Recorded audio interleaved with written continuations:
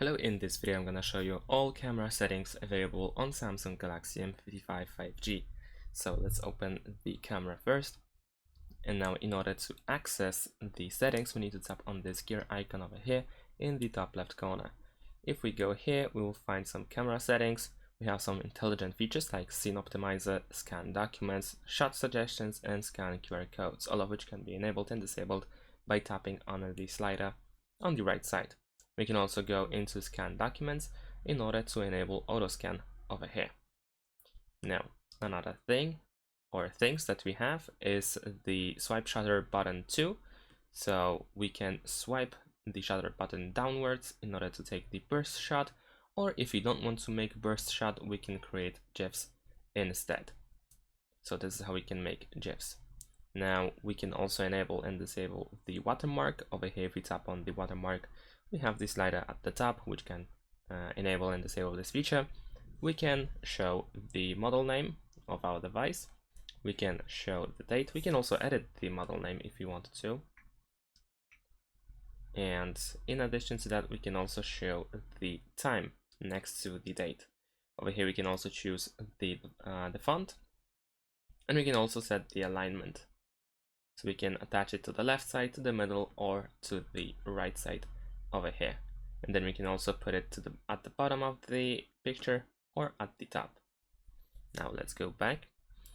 Over here we can also enable high efficiency pictures, which means that we can save some space by capturing photo mode pictures in high efficiency image format.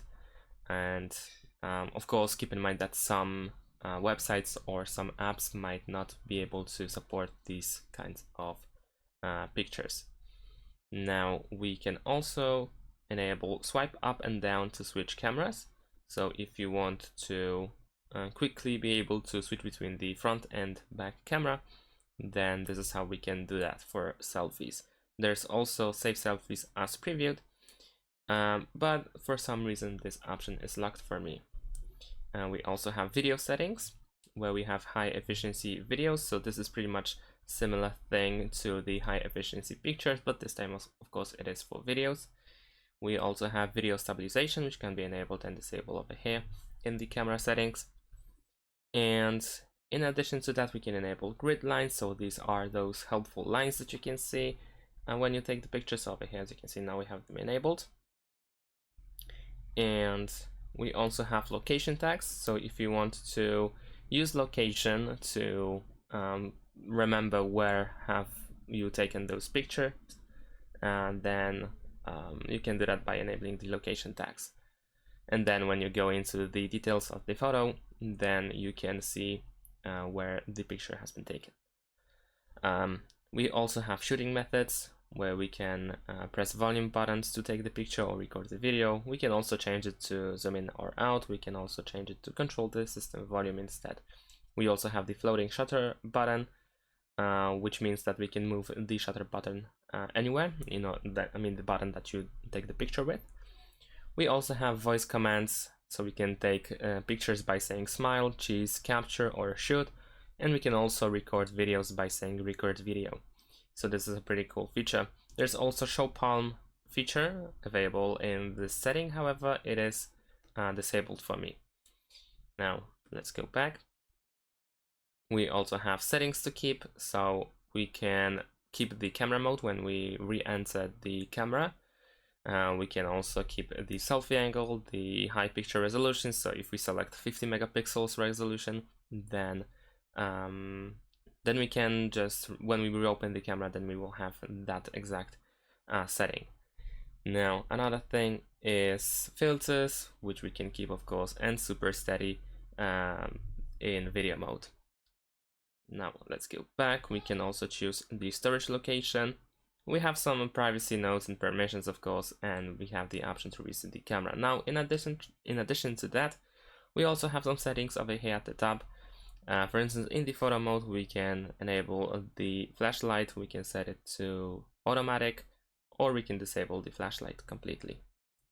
We also have the timer. We can set it to 2, 5, and 10 seconds. We can change the resolution of the picture.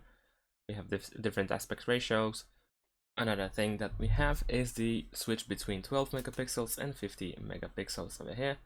And we also have an option that is called, let me actually disable the night mode, because due to the night mode being on, I don't have access to this. This is the motion photo feature.